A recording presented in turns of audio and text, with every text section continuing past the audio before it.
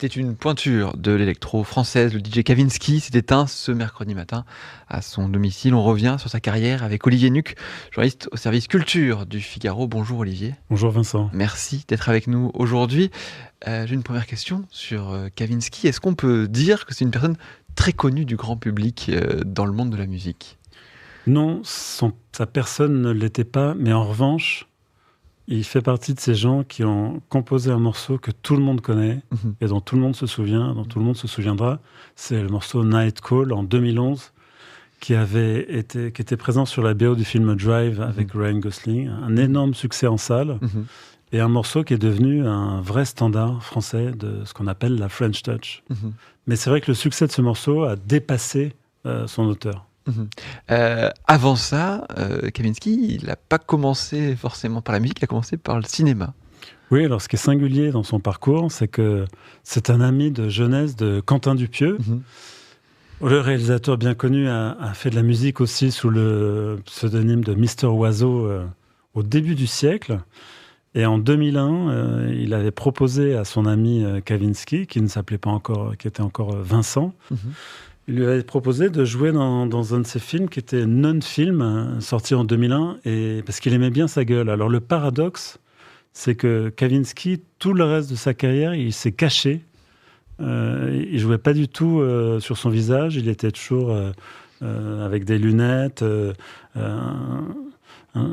la tête couverte. Enfin, il n'a jamais joué de ça et pourtant, il a commencé comme comédien. Il n'a pas eu une grande carrière de comédien, c'était pas sa destinée, mais et c'est vrai que Quentin Dupieux est la personne qui lui a mis le pied à l'étrier 2 fois en plus. Oui, voilà, parce qu'il y a le côté cinéma, puis ensuite il y a le côté musique, puisque Quentin Dupieux c'est aussi Mister Oiseau, avec donc la musique et un certain Pedro Winter aussi.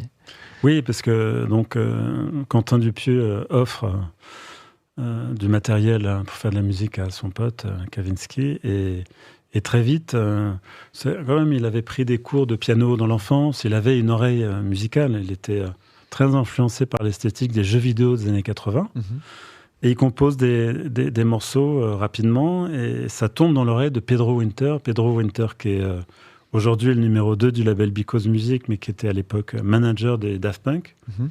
Et tout simplement, il lui propose, après 2 EP, de partir en tournée mondiale avec les Daft. Et donc, il va se faire connaître en première partie de Daft Punk au Japon, aux États-Unis, en Australie. Enfin, c'est qu'il est passé de l'ombre à la lumière en très peu de temps, alors que auparavant, il livrait des pizzas, il faisait des petits boulots alimentaires. C'était... C'est ça, voilà. On fait des petits boulots à première partie de Daft Punk et à se faire connaître dans ce monde de l'électro et pas forcément par contre par le grand public avant ce fameux film Drive qui le fait connaître à l'international. Ah, c'est mondial.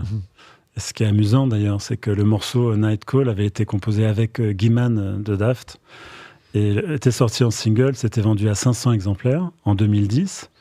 Il a fallu que le réalisateur de Drive l'incorpore au film pour que le morceau ait une deuxième vie. Et quelle vie! C'est vraiment... c'est l'histoire de Kavinsky, ce sont des coups de pouce du destin bien placés, réguliers. En 2018, par exemple, il est contacté par les Macron pour jouer à la fête de la musique de l'Élysée. Et Brigitte Macron disait qu'elle était fan de son travail et qu'elle écoutait tout le temps un Night Call au moment de prendre l'avion, au moment du décollage. D'accord. Alors, je ne sais pas si c'est une anecdote réelle, si ça a joué. Mais il avait quand même la cote. Il était très apprécié. C'était quelqu'un de très sympathique, très chaleureux, très festif, très agréable et très aimé de ses amis et des membres de la French Touch. Même s'il est arrivé au succès 10 ans après les Daft, les Phoenix, les Air, etc. Oui. Mais c'était vraiment... il était dans le premier cercle. Et il a explosé, on va dire, avec ce son de Night Call. Et ensuite, est-ce qu'il y a eu quelque chose... Est-ce qu'il a transformé l'essai ? On a l'impression qu'ensuite, il a surfé sur ce succès, finalement ? Oui, alors en même temps, il a été très intègre dans le sens où il a eu des propositions pour que sa musique soit utilisée dans des tas de publicités, notamment une compagnie pétrolière bien connue, que je ne citerai pas. Et il a refusé. Par intégrité, il a refusé. Et il a quand même sorti un album en 2013 avec Night Call dessus, qui avait recueilli une victoire de la musique en catégorie musique électronique. C'est vrai que c'était pas un carriériste forcément, et puis le morceau lui avait rapporté assez de dividendes pour qu'il vive tranquillement. Il avait ressorti un album en 2022, mais c'est véritablement en 2024 qu'il est revenu sur le premier plan. Oui, sur le devant de la scène, il revient avec cette cérémonie de clôture des Jeux Olympiques, alors que, pareil, le grand public l'avait pas oublié parce qu'on avait sa musique, mais on se disait, c'est marrant que il faut appel à lui finalement. Oui, alors il a eu l'audace de complètement retravailler son morceau. Avec le groupe Phoenix, que je citais tout à l'heure, et avec la chanteuse Angèle. Et lui, son rêve, ça aurait été que Billie Eilish, qui se disait fan absolu du titre, la chante avec lui, mais bon, c'était compliqué d'avoir Billie Eilish aux Jeux Olympiques, on imagine pourquoi. Et oui.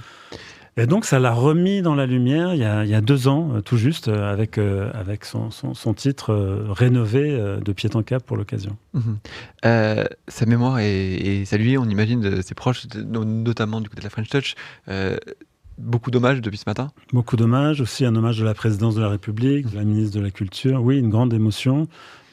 C'était une figure du 18e arrondissement, très entourée. C'est malheureusement un de ses amis et voisins qui l'a découvert chez lui hier soir, inanimé.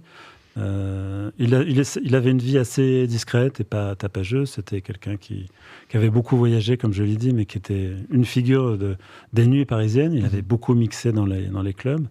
Et il est mort en plein été, à 50 ans. Il allait avoir 51 ans à la fin du mois. C'est très triste parce qu'on n'a pas le droit de mourir à cet âge-là. Et que probablement, je ne sais pas s'il travaillait sur quelque chose, mais il serait revenu, c'est sûr. Il avait quand même il avait en lui beaucoup de musique. Oui, c'est sûr, et on se rappelle ses performances, en tout cas, on l'a rappelé, celle de 2024. Merci beaucoup, Olivier Nuc, d'avoir été avec nous pour nous parler de sa carrière. Je renvoie nos internautes à votre article, créateur de Night Call, DJ des Macron, showman des JO, Kavinsky, une figure baroque de la French Touch que vous pouvez retrouver sur le site du Figaro. Merci une nouvelle fois d'avoir été avec nous et bonne journée.